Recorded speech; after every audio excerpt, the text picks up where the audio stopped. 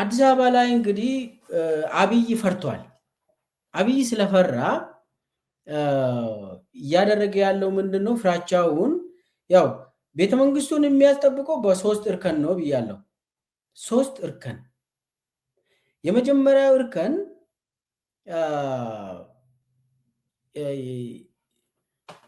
የመጀመሪያው እርከን ላይ እነ ቶፊቅ ነበሩ። ከዛ ደግሞ ቀጥለው ሁለት ዙር አለ ከግቢው ሳትወጣ በፊት ማለት ነው።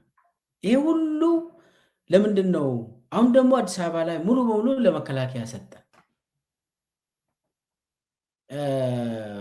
እና ፈርቷል። አብይ አዲስ አበባ ላይ ፈርቷል።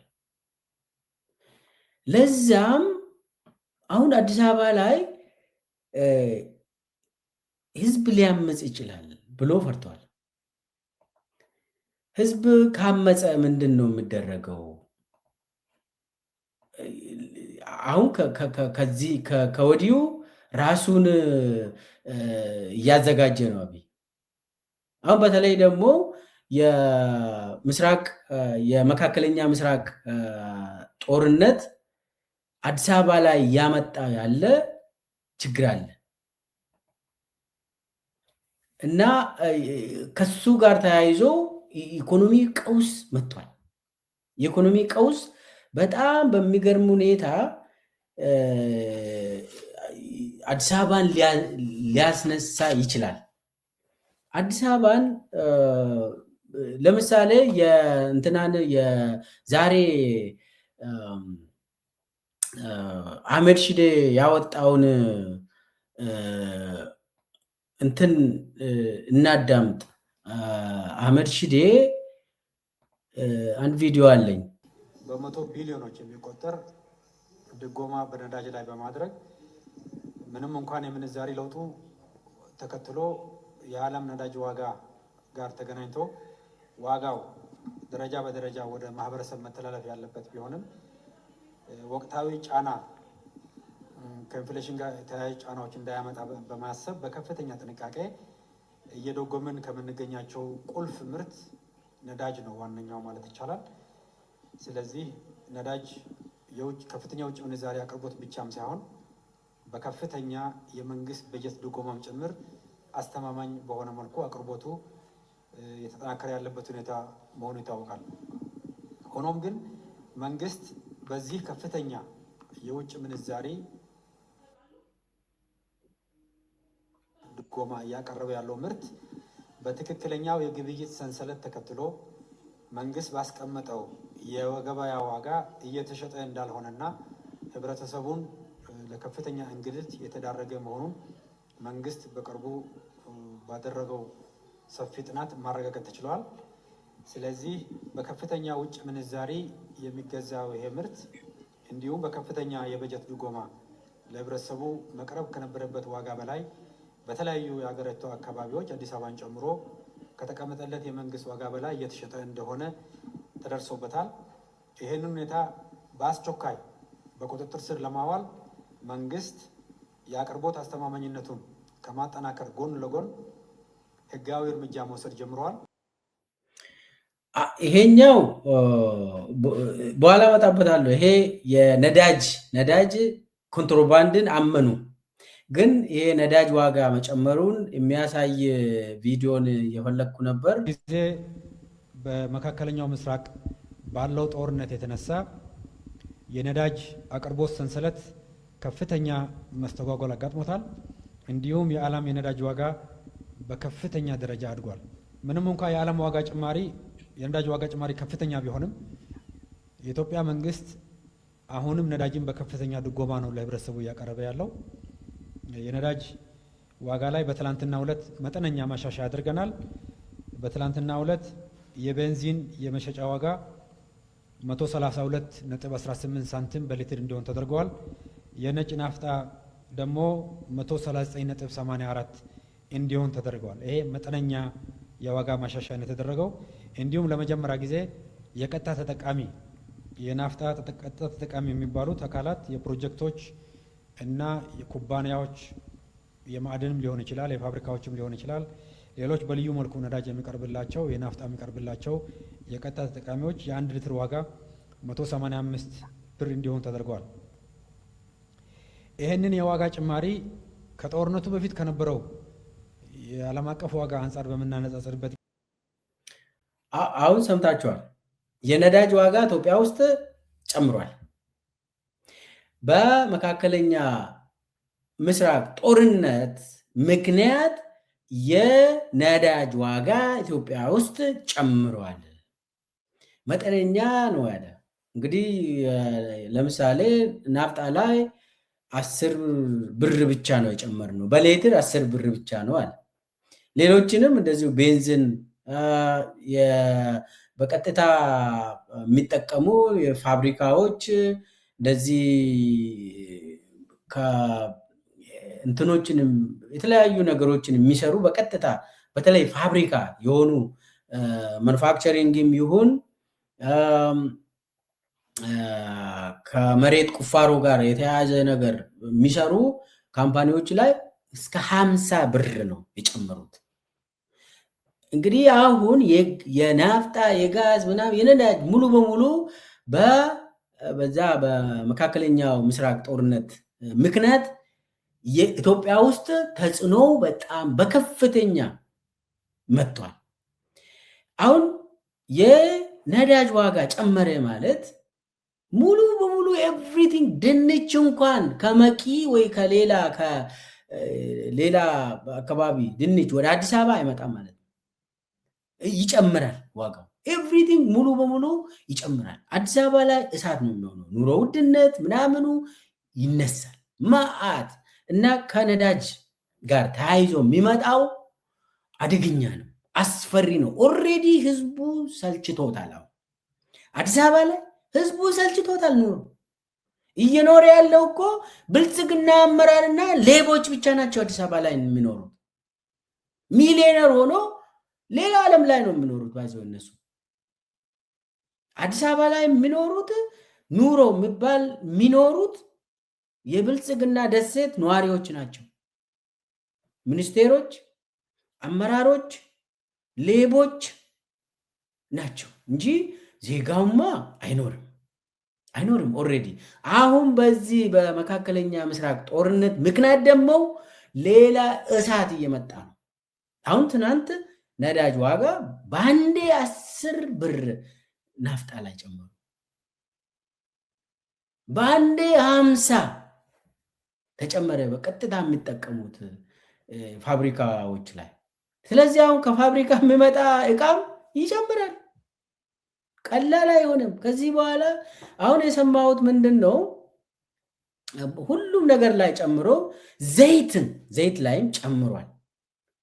ከጅቡቲ ወደብ ክራይም ጨምሯል። እኔ የሰማሁትን ልንገራችሁ። ጅቡቲ ወደብ ላይ መርከቦችም ምን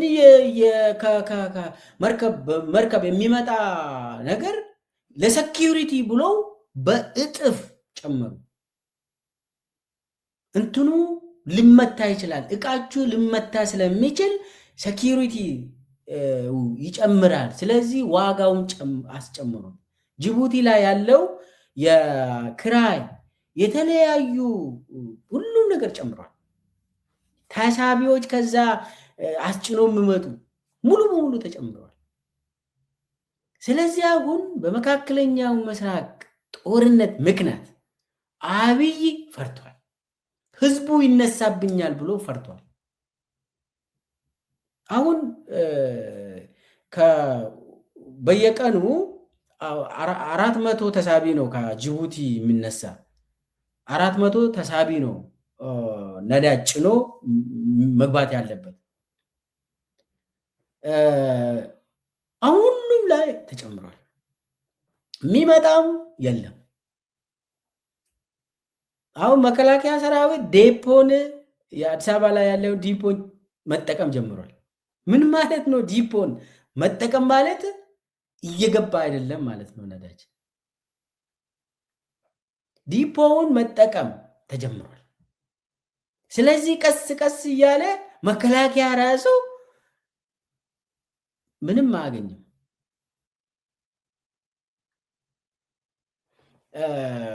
ስለዚህ ጦርነቱንም አብይ እንዴት እንደሚያስኬደው ይቸገራል። በነገራችን ላይ የሰሜኑን ጦርነት ሄጄ ኤርትራና ትግራይን አማራን በዛው እንትን አደርጋለሁ ብሎ ሲፎክር የነበረው አሁን ብዙም አይታይም። ያ ነገር የለም። የሚሰማው እንዳውም ፋኖ በአማራ ክልል ውስጥ አስቸገረኝ፣ ብዙ ቦታ ያዘብኝ፣ የኦሮሞ ነፃነት ሰራዊት አስቸገረኝ፣ ብዙ ቦታ ያዘ ኦሮሚያ ላይ ብሎ የተወሰኑ መከላከያ እዞችን እየመለሰ ነው። ወደ አማራ ክልል፣ ወደ ኦሮሚያ ክልል እየመለሰ ነው። አንዴ ወደ ላይ፣ አንዴ ወደ ታች። እንዴ ነው በቃ የአብይ ኑሮ። ፈሪ ፈርቶ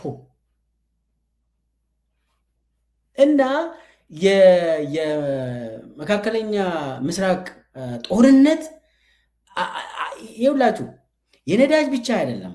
እዚህ ላይ በደንብ ማየት ያለብን ከዚህም በፊት አብይ ጦርነቱን ሲያካሄድ የነበረው ከዩኤኢ ፈንድ ተደርጎ ነው። ጦር መሳሪያ የሚገዛለት የዩኤኢ ሰውዬ ነው፣ መሐመድ ቤን ዚያድ ኤምቢዚ ወንድሜ ብሎ የምጠራ አብይ። አዎ ወንድሙ ነው። እዛ ነው ጉድፈቻ የገባ። ዛሬ ኤምቢዚ ችግር ውስጥ ነው፣ በራሱ ችግር ውስጥ ነው እየተመታ። ዩኤኢ እኮ በየጊዜ አቡዳቢ እየተመታች ነው። ስለዚህ ኤምቢዚው የአብይ ወንድም እየተቸገረ ነው። ለሀገሩ ነው ቅድሚያ የሚሰጠው። አሁን ኤምቢዚ አንደኛ አብይ ቀጥታ ፈንድ አያገኝም፣ የጦር ፈንድ አያገኝም። ጦር መሳሪያን ገዝቶ ጦርነትን ማካሄድ ይከብደዋል አብይ። ሁለተኛ ህዝብ የምኖርበት እነኚህ የነዳጅ ነክ ከውጭ አይገቡ። ምን ይውጠዋል አብይን? አሁን አብይ አስቸጋሪ ጊዜ ውስጥ ገባ። ልብ በሉ 1973 አፄ ኃይለ ሥላሴ ላይ አመፅ ሲከፈት ሾፌሮች አመፁን ተከላከሉ። የሾፌሮች አመፅ አፄ ኃይለ ሥላሴ ላይ በዛን ጊዜ የነዳጅ ጉዳይ ነበር ቁጥር አንድ ችግር የሆነው። ነዳጅ ስጠፋ ያው በዛን ጊዜ የእስራኤልና እዛ አካባቢ አረቦች ተጣሉና ነዳጅ ጠፋ። ልክ እንዳሁኑ ነዳጅ ስጠፋ ኢትዮጵያ ውስጥም ሾፌሮች አመፁ። የሾፌሮች አመፅ ኢትዮጵያ ውስጥ ይታወቃል። አብይ ይቺን አንብቧል፣ ይቺን መስመር አንብቧል። ሾፌሮች አመፅ ነዳጅ ስጠፋ የምትለውን መስመር ያስታውሳል። ስለዚህ አሁን ሾፌሮች ብቻ አይደለም የሚያመፁት፣ ህዝብ ነው የሚያመፀው። ህዝቡ ተቃጠለ እኮ አዲስ አበባ ውስጥ። አሁን አዲስ አበባ ውስጥ ከዛ ከአዲስ አበባ ውጭ ደግሞ እንደው የሚነገር ነገር እኮ በጣም ይከብዳል። አሁን ስለ ነዳጅ አዲስ አበባ ውጭ ያለውን ሁኔታ ልንገራቸው። ቅድም ያጫወትኩት የአህመድ ሺዴ ንግግር ውስጥ ከመንግስት ባስቀመጠው ዋጋ ተመን ውጭ እየተሸጠ ነው ብሎ አመነ አይደል? በቢሊየን በስንት ቢሊየን አምጥተን እዚህ ደግሞ እየተዘረፍን ነው አለ እኮ መንግስት ሆኖ። ራሳቸው እኮ ነው ደግሞ ዘርፎ በሌላ እንትን ዋጋ የሚሸጡት ራሳቸው። እሱን ልንገራቸው። አሁን አዲስ አበባ ውስጥም ከአዲስ አበባ ውጭም አሁን የተባለው ለምሳሌ ነጭ ናፍጣ በ139 ብር ነው ለአንድ ዶላር አንድ ሌትር ነጭ ናፍጣ 139 ብር ሆኗል። ይሄ በእንትን አሁን ለወሬ ነው የሚያወራው አህመድ ሺዴ፣ ግን የሚሸጠው ከዚህ ውጭ ነው። ባይዘ ልንገራችሁ። አሁን አሶሳ ለምሳሌ አሶሳ ቤንሻንጉል ጉሙዝ ናፍጣ የሚሸጠው በ500 ብር ነው የአዲስ አበባ ላይ አሁን 139 ነው ምናምን አለ አይደል? ከአዲስ አበባ ሲወጣ ነቀምቴ ደውሉና አጣሩ 350 ምናምን ነው የሚሸጠው እዛ። ባህር ዳር ላይ ደውሉና አጣሩ 350 ምናምን ነው።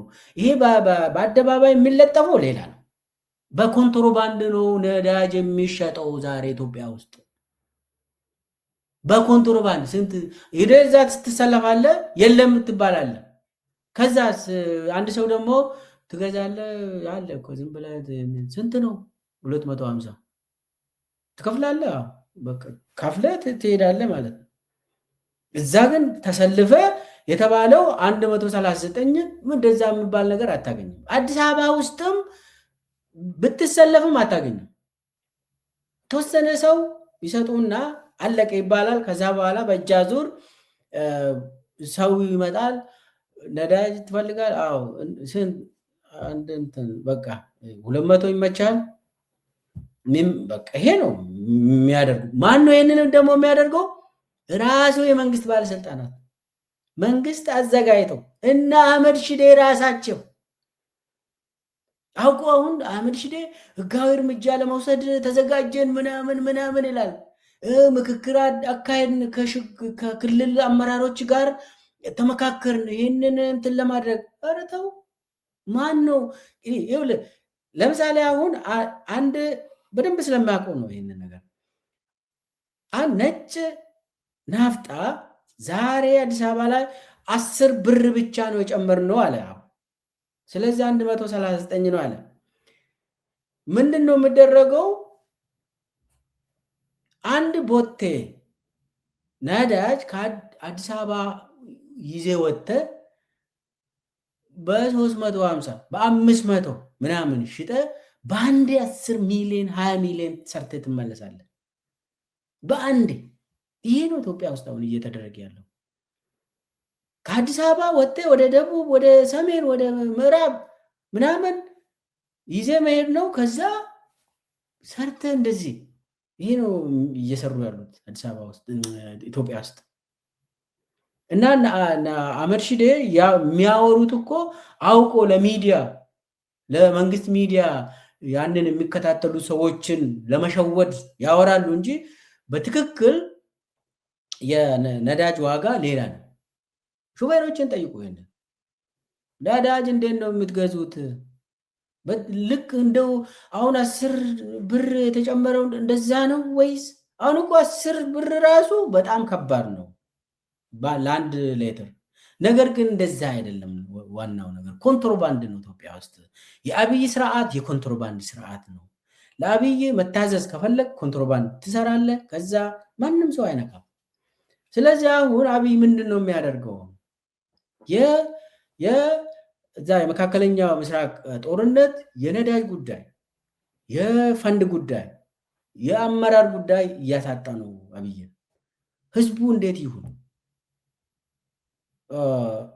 እና ባለፈው ከሶማሌ ክልል ነዳጅ ወጣ ብሎ ሰበር ዜና ሰርቶ እሱ ነው እንግዲህ እሱን ሊያቀርብ ነው።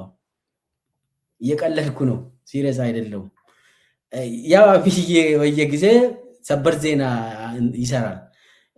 ድብድብ ነዳጅ አወጣን ምናምን እንደዛ እያለ ህዝብን ያው ሲሪየስሊ አይወሰድም። አብይ የሚያወራው ውሸት መሆኑ ማንም ሰው ያውቃል።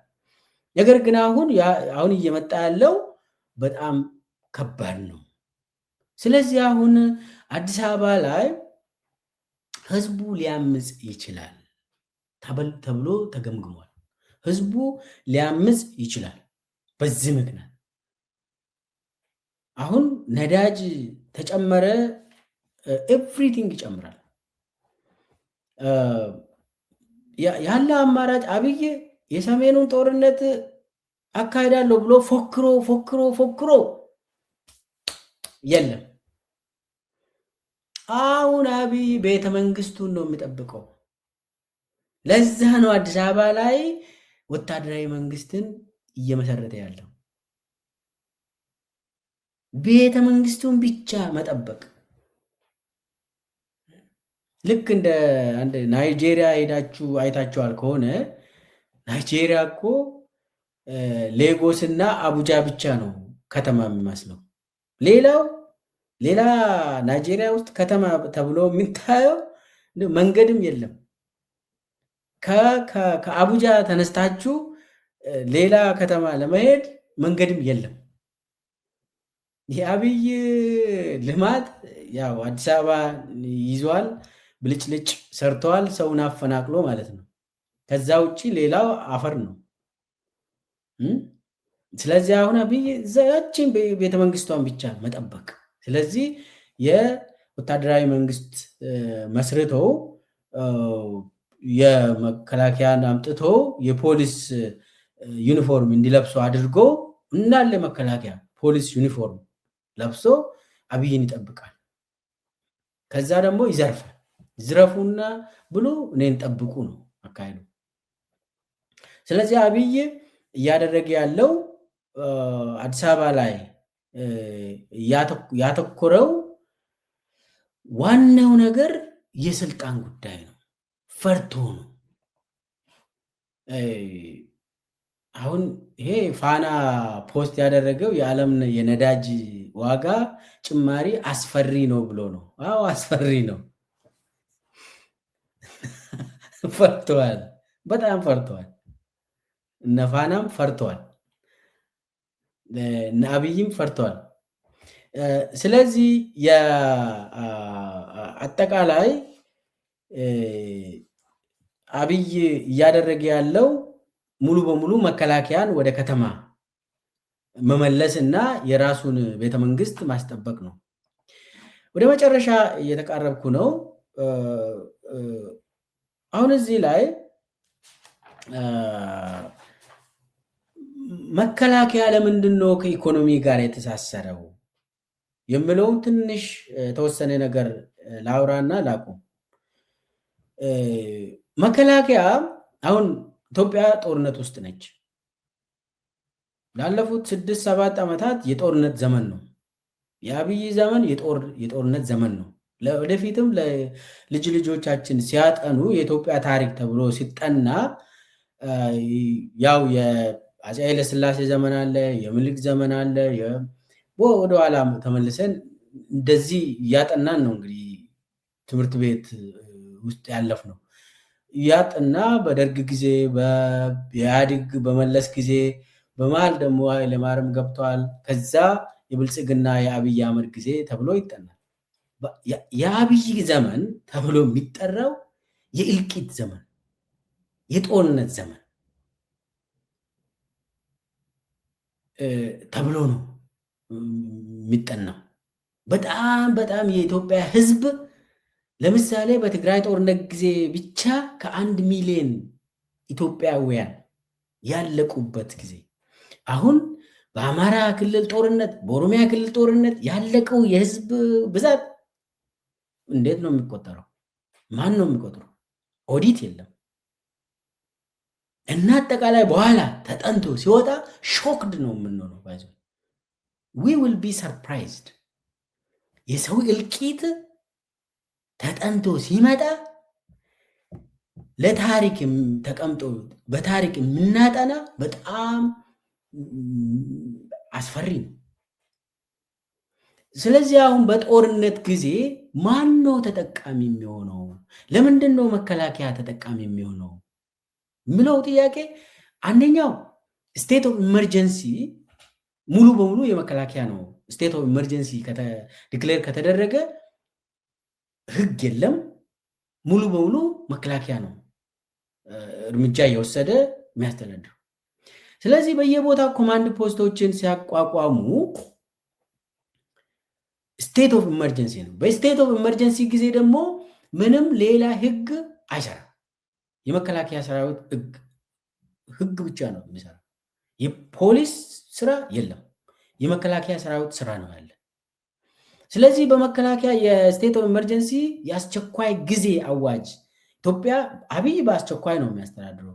በአስቸኳይ ጊዜ አዋጅ ነው ሁሉም ቦታ፣ አዲስ አበባም ጭምር። አሁን ደግሞ አዲስ አበባ ሙሉ በሙሉ የመከላከያ ያደረገ የወታደር ነው ያደረገ። ስለዚህ በወታደር ጊዜ በአስቸኳይ ጊዜ አዋጅ ስለሆነ የሚሰራው አሰራሩም መከላከያ ነው የሚረከበው። መከላከያ የሚያዘውን ነው የምታደርገው። አስቀምጥ ከተባለ ታስቀምጣለህ፣ ሂድ ከተባለ ትሄዳለህ፣ ያለበለዚያ ይረሽንሃል። አሁን አዲስ አበባ ላይ በአደባባይ ላይ ሰው መረሸን ይጀምራል። ስለዚህ በዚህን ጊዜ እንግዲህ ከተማ ማለት ኢኮኖሚ ያለበት ከተማ ነው። አሁን እነ አስራት ለምሳሌ አስራት ደኔሮ አዲስ አበባ ላይ የተሾመው ጋምቤላ እና ቤንሻንጉል ጉሙዝ ከፍተኛ የወርቅ ቁፋሮችን ሲያስተዳድር ነበር። ወርቅን እያስተዳደረ ነበር። ወርቅ የሚወጣ ቦታ ሙሉ በሙሉ በሱ ትዕዛዝ፣ ያለሱ ትዕዛዝ ምንም አይነት ወርቅ አይወጣም። ከቤንሻንጉል ጉሙዝም ከጋምቤላም ባለሀብት ናቸው። አሁን ጉጂ አካባቢ ወታደሮች እኮ ግብ ግብ የሚፈጥሩት ወርቅ ይሄኛው የኔ ወረዳ ነው ለምን ትገባለህ እዚህ ውስጥ ብሎ ወርቅ ክፍፍል እምነበረድ የተለያዩ እንትን እምነበረድ ሳይሆን የተለያዩ ሬር ኤርት የሚባለው በጣም ወሳኝ የሆኑ እንትኖች አሉ። እነሱ ላይ ነው የሚጣሉት ወታደሮች። የኔ ነው ብለው የኔ ግዛት ውስጥ ገባ ብለው እና አስራት ደኔሮ ሲያደርጉ የነበረው ወርቅን ሲያስተዳድሩ ነበር። ወርቅ ቁፋሮን ባለሀብት ናቸው። ከዛም ቀጥሎ አሁን አዲስ አበባ ላይ ሀብትን ነው መኔጅ የሚያደርጉት። ከዚህ በኋላ ባለሀብትን ይሄን ያክል ገንዘብ አምጣ ብሎ ይጠይቃሉ። ያንን ገንዘብ ካልሰጠ የሚከሰተው ነገር የሚከተለውን ነገር ታውቃለህ አንተ። ከመከላከያ ጋር ስትኖር ሲጀመር ወታደር ከህዝብ ጋር መቀላቀል የለበትም። ወይ ከካምፑ ይቀመጣል ወይ ደግሞ ወደ ጦር ሜዳ ይሄዳል። ያለበለዚያ ከህዝብ ጋር ከተቀላቀለ አስቸጋሪ ነው የሚሆነው። አሁን ምንድን ነው እየሆነ ያለው? ኢትዮጵያ ውስጥ ላለፉት 6-7 ዓመታት የጦር ዘመን ስለሆነ በአስቸኳይ ጊዜ አዋጅ ስለምትተዳደር ኢትዮጵያ፣ ስለዚህ የመከላከያ የበላይነት አለ። የመከላከያ የበላይነት ደግሞ አመራሩ ምንድን ነው የሚያደርገው? ሀብትን ያከማቻል፣ የሀብት ምንጮችን ያጠናል፣ ከዛ በኋላ ይቆጣጠራል፣ ከዛ ከፈለግም ይዘርፋል። ባዚ ሰውን አግቶም ገንዘብ ይቀበላል። ያው ሁሉም ሰው ታግቷል ማለት እኮ ነው። አሁን አነጣጥሮ ባለሀብቶችን እክለን ጥሩት ተብሎ ከዛ በኋላ ይወስዳሉ ገንዘብ። ባለሀብት ነው የሚሆኑት። የራሳቸውን ካምፓኒ ያቋቋማሉ። አሁን ከመከላከያ ጋር የሚተሳሰሩ ካምፓኒዎች ብዙ ናቸው። አሁን የመከላከያ ሰው ነው ተብሎ ለምሳሌ ባለፈው ያወራሁት እነ በረከት ባይሳ ከነ ብርሃኑ ጁላ ጋር ሆኖ ቢሊየን ገንዘብ ራን ያደርጋል። አሁን እነ ብርሃኑ ጁላ አቡዳቢ ላይ ሞል ሰርቷል። አዲስ አበባ ላይ የራሱ ቪላ አለው እና ይሄ ነው አሁን እንትን ኢኮኖሚውን የሚመሩት እነሱ ናቸው። አሁን ጦርነት ከቆመ እነኚህ መከላከያዎች የሀብት ምንጫቸው ይቆማል። ስለዚህ ጦርነት የማን ሀብት ምንጭ ሆነ? የመከላከያ ሀብት ምንጭ ሆነ። በተለይ የመከላከያ አመራሩ ማለት ነው። ታች ያለው እግረኛውማ ለሞት ብቻ ነው የተዳረገው። ታች ያለው ወታደር ምንም ዋጋ የለውም። እንደው ደሞዙ ራሱ አይሰጡትም። ባይዘው የኢትዮጵያ መከላከያ ሰራዊት ታች ያለው ለሞት ብቻ ነው የሚሸኘው። የሚሰማራው ሂድና ሞት፣ ወይ በፋኖ እጅ ይሞታል፣ ወይ ደግሞ በቲዲኤፍ ወይ ደግሞ በኦሮሞ ነፃነት ሰራዊት እጅ ይማረካል፣ ይሞታል። ይሄ ነው ታች ያለው ዋጋው፣ ይሄ ነው። ከላይ ያሉ ጀነራሎች ግን ሀብት ነው እነሱ ስራቸው፣ ሀብት ስራ ላይ ናቸው። ኢኮኖሚን እየሰሩ ነው። ለዚህ ነው የኢትዮጵያ ኢኮኖሚ አሁን የጦር ኢኮኖሚ ይባላል። ዎር ኢኮኖሚ። የጦር ኢኮኖሚ ማለት ሙሉ በሙሉ አሁን ባጀት ሲበጅቱ የኢትዮጵያ መከላከያ ሰራዊት ባጀት 4% ነው ከጂዲፒያችን ብለው ያውጃሉ። 4 ወይ 3 ምናምን ብለው ውሸት ነው እሱ። ለሌላው ሚኒስቴር መስሪያ ቤት ክልል ምናምን ባጀት ይመደባል አይደል? ከተመደበ በኋላ በእጅ አዙር የመከላከያ ነው እንዳለ ሙሉ በሙሉ መከላከያ ይረከባል። ይሄ መሬትን መሸጥ፣ ይሄ ኮንትሮባንድ ስራ መስራት፣ ወርቅና ይሄ ከሰል ድንጋይ ምናምን ይሄ እንዳለ ሆኖ እሱንም ይቆጣጠራሉ መከላከያዎች። ኮሎኔሎች፣ ጀነራሎች እዚህ ላይ ነው የሚጣሉት፣ ሀብት ላይ ነው የሚጣሉት። ስለዚህ የጦርነት ጊዜ የኢትዮጵያን ኢኮኖሚ ሙሉ በሙሉ የመከላከያ እጅ እንዲወድቅ አድርጓል። አሁን ደግሞ ሙሉ በሙሉ አዲስ አበባ ከተማ ራሷ የወታደር ከተማ ነች ተብሎ ሲታወጅ ደግሞ አስቡት። አሁን አስራት የሚያደርገው ሙሉ በሙሉ የራሱን ወታደሮችን አምጥቶ ይሾማል። ከዛ በኋላ ሁሉም ደግሞ የሚመጣው ጀነራል ደግሞ የራሱን ሰው ይሾማል ከስሩ። ስለዚህ የሚሰራው ቢዝነስ ነው እንጂ የህዝብ ችግር አይፈታም። የህግ የበላይነት የሚባል ነገር የለም። እነኚህ መከላከያዎች ቢዝነሳቸውን ይሰራሉ፣ አብይን ይጠብቃሉ። ይሄ ነው በቃ ስራቸው። ህዝብ የሚባል እንደው አይሰሙም። አሁን እንግዲህ በፖሊስ የሚባል እየጠፋ ነው። አሁን ፌዴራል ፖሊስ ላይ ደንበላሽ ቀረ። እሱ ምን እንደሚያደርግ ያው ከደንበላሽ ጋር ብዙ ወንጀሎችም ስለሰሩ አብይ ደንበላሽን የሚያነሳ አይመስለኝም። አንስቶ ካነሳ ተሳሳትኩ ነው የሚባለው። ግን ደግሞ ብዙ ወንጀሎችን አብሮ ስለሰሩ ለጊዜ ሊያቆይ ይችላል ደንበላሽን። ከዛ ውጭ ምን ቀረ? መከላከያ በሁሉም ቦታ ይዟል። ስለዚህ ወታደራዊ መንግስት ነው። አብይ ራሱ ኮሎኔል ነው። ከዛ በስሙ ደግሞ ሲጀመር ታይትል ኮሎኔል ታይትል ይዞ ነው። አሁን አብይ ወታደራዊ ስልጠና ምናምን የለውም። ቢኖረውማ ይሄን አይል 6 ዓመት 7 ዓመት ጦርነት ውስጥ አንኖርም። ወታደራዊ ስልጠና ትንሽ ስልጠና ያለው ሰው ወዲያውኑ ይረዳል። እና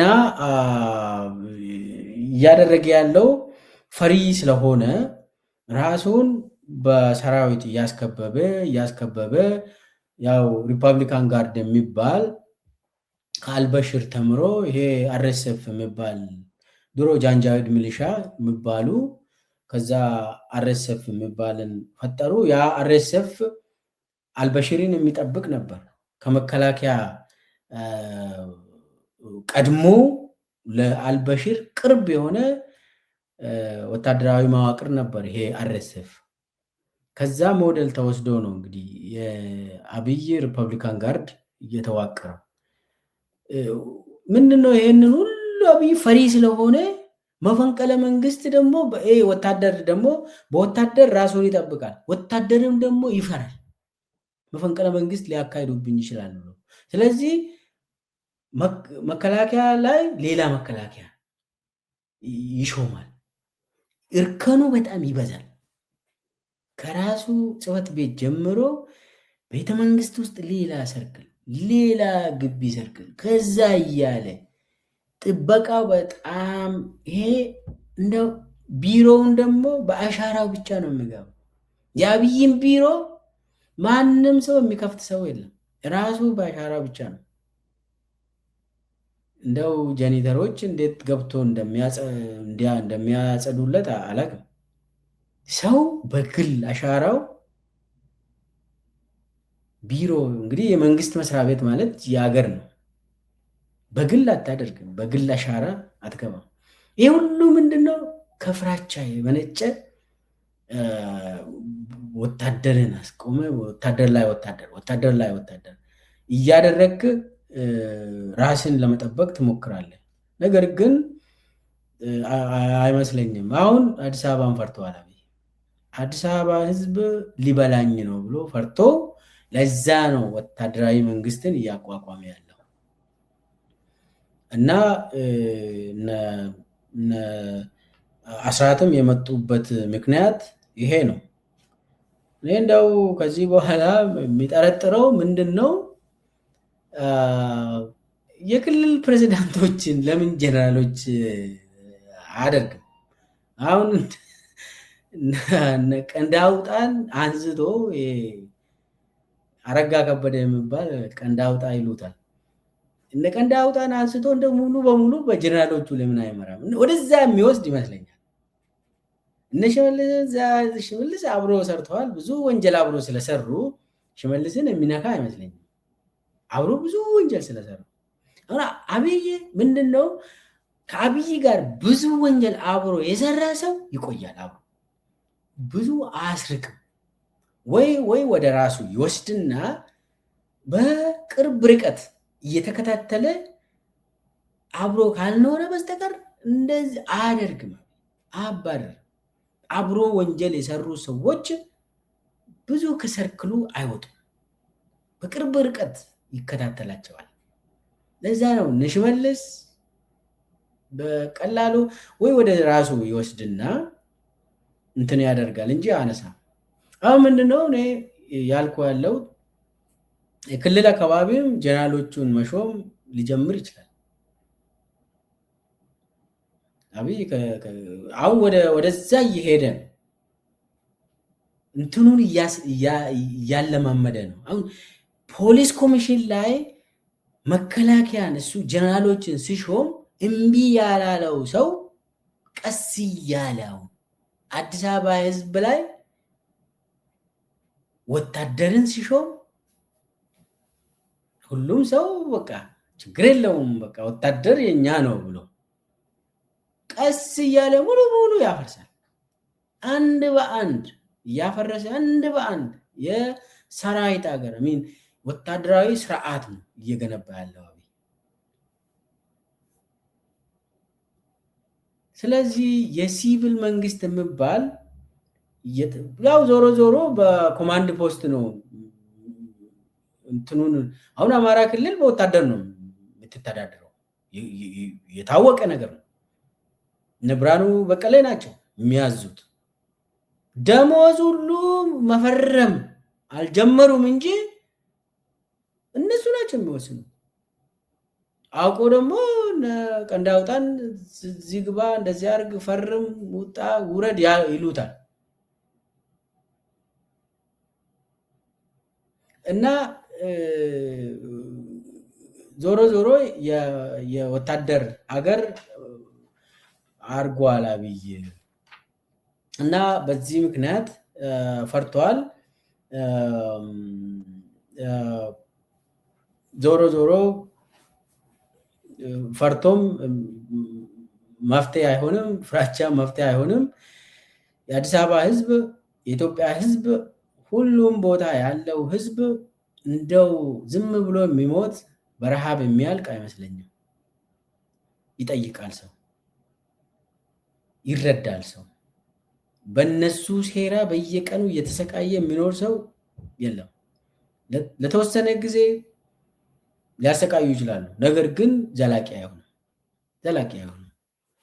ስለዚህ ሁሉም ሰው የከተማ ነዋሪም ሆንክ የገጠር ሁኔታው እየተባባሰ ስለሚሄድ ያለ አማራጭ ይህንን ሰውዬ መገላገል ነው፣ አብይን መገላገል ነው።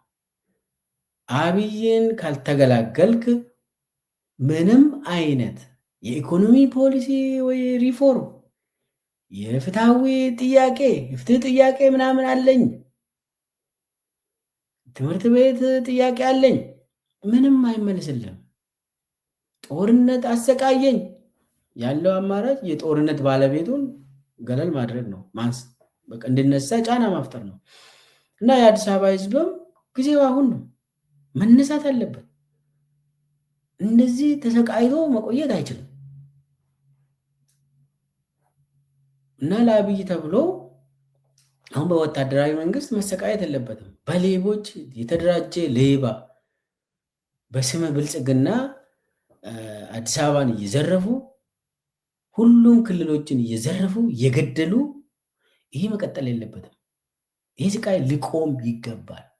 የሚቆመው ደግሞ ሁሉም ሰው በድፍረት መናገር መቻል አለበት። ብዙ ሞተ ሰው፣ ብዙ ተሰቃየ ሰው፣ ብዙ ተፈናቀለ ሰው፣ በየቦታ እያለቀ ነው ሰው። ሲፈልግ በብሔር ለይቶ ይገላሉ፣ ሲፈልግ በሃይማኖት ለይቶ ይጨፈጭፋሉ፣ ሲፈልግ ደግሞ አባቶችን ቆብን አውልቅ ብሎ። ስለዚህ ይሄ ነገር ሲፈልግ ገበያን እያቃጠሉ በድሮን አማራ ክልል ላይ እየተፈጸመ ያለውን ሁላችንም እየተከታተልን ነው። ይሄ ነገር ሊቆም ይገባል። ኦሮሚያ ላይ የሆነ ያለውን እየተከታተልን ነው። የገበሬውን ማሳ እያቃጠሉ እህልን ታቃጥላለህ እንዴ? እህል ምን አደረገ? እህል እንደው ሰርቀ ለድሃ አትሰጥም እንዴ? እህልን ያቃጥላሉ። እና አብይ እህል እንደው በእግዚአብሔር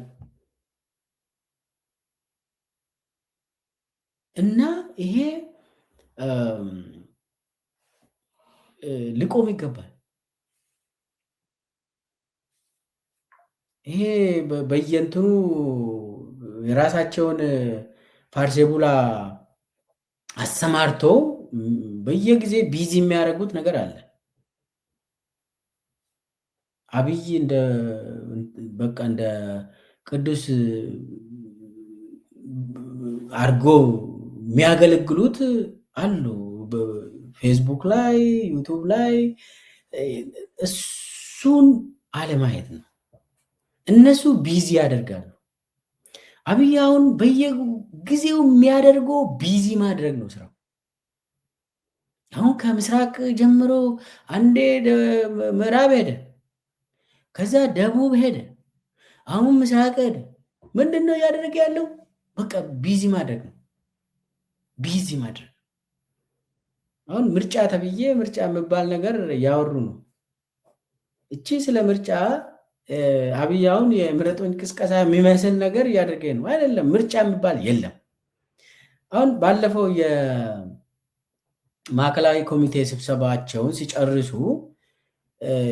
ምንድን ነው ያሉት? 15% የፓርላማ መቀመጫን ለተቃዋሚ ፓርቲዎችን እንልቀቅ ብሎ ሀሳብ አቀረቡ። ለተቃዋሚ ፓርቲዎች 15% ስንለቅ ደግሞ አለ አብይ፣ ሁሉም ከተቃዋሚ ፓርቲዎች ፓርላማ የሚገቡ የእኛን ደጋፊ መሆን አለባቸው። ስለዚህ ምንድን ነው የምናደርገው?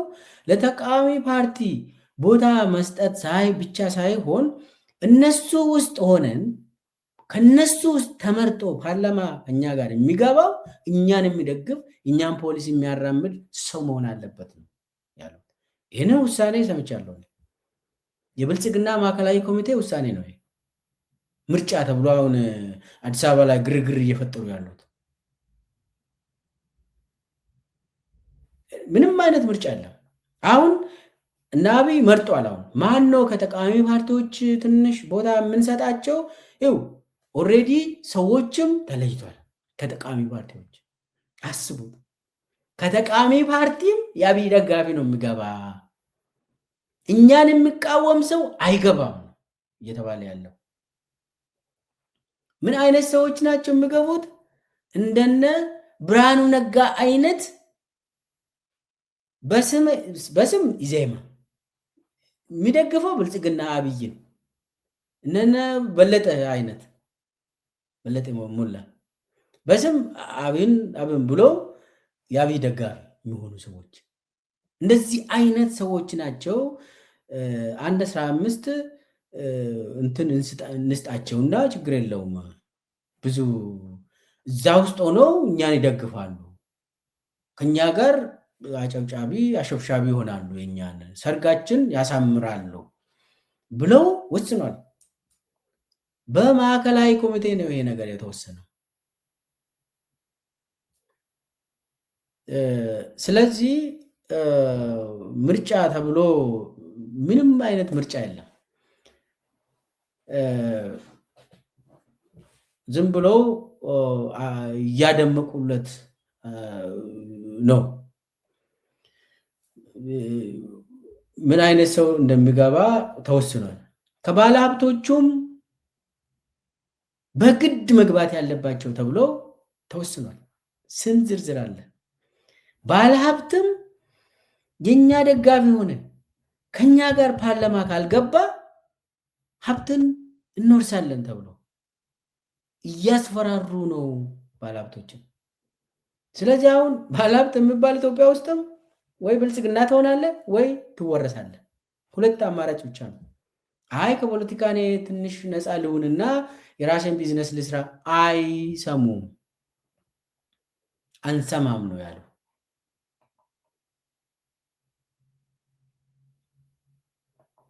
እና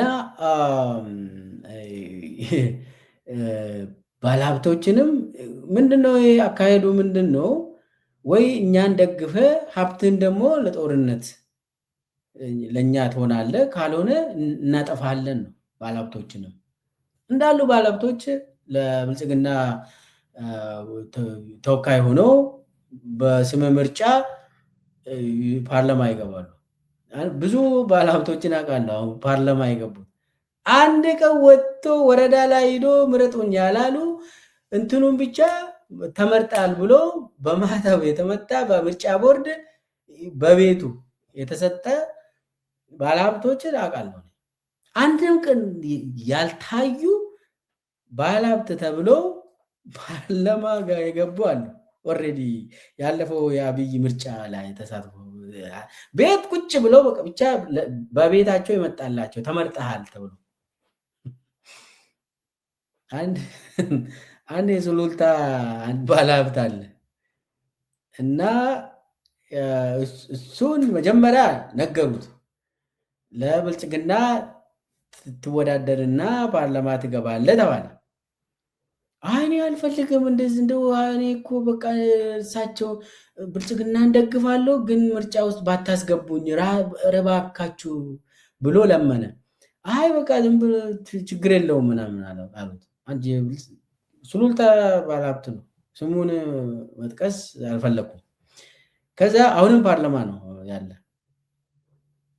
አሁንም ይወዳደራል ሳይሆን እንደው ልንገራቸው እና ምንድን ነው የሆነው? አይ በቃ እኔ አልወዳደርም፣ ስሜን እዛው ምርጫ ቦርድ ምናምን አትውሰዱ እና የፈለጋችሁትን ገንዘብ ሰጣችኋለሁ፣ ደግፋችኋለሁ አለ። ከዛ እቺን ብቻ ነገሩትና ሄዱ። ከዛ ቆይቶ ምርጫው ካለቀ በኋላ ተመርጣል እኮ ብሎ ወረቀቱን አመጡለት። እንዲህ እኔ እኮ ተዋችሁ ብዬ ነበር እኮ ለምንድን ነው እንደዚህ ተመረጥክ እኮ የት ነው የተመረጥኩት ደግሞ ብሎ እንደገና ያነባል። እንደዚህ ነው አብይ የሚያድለው የፓርላማ መቀመጫ። ባለሀብቶችም እንደዚህ ነው እያደረገ ያለው። አሁንም ብዙ ባለሀብቶችን ሊያወዳድሩ ያው ውድድር የለም፣ ግን ደግሞ ፓርላማ ገብቶ የአብይ መዋቅር እንዲባሉ እና አስቅኝ ነው። በቃ እንዲህ አይነት ምርጫ ተብዬ አለ። ምርጫ አይደለም፣ ምንም ዋጋ የሌለው ምርጫ። አብይ የሚያምነው ምንድን ነው? በጠመንጃ ብቻ ነው እኔ ከስልጣን የምነሳ ብሎ ያምናል። ከዛ ውጭ ያለ ጠመንጃ ይሄ በሰልፍ ይሄ በምርጫ በመንግስት ውስጥ ምናምን የለም ብሎ እችን ነግሮኛል።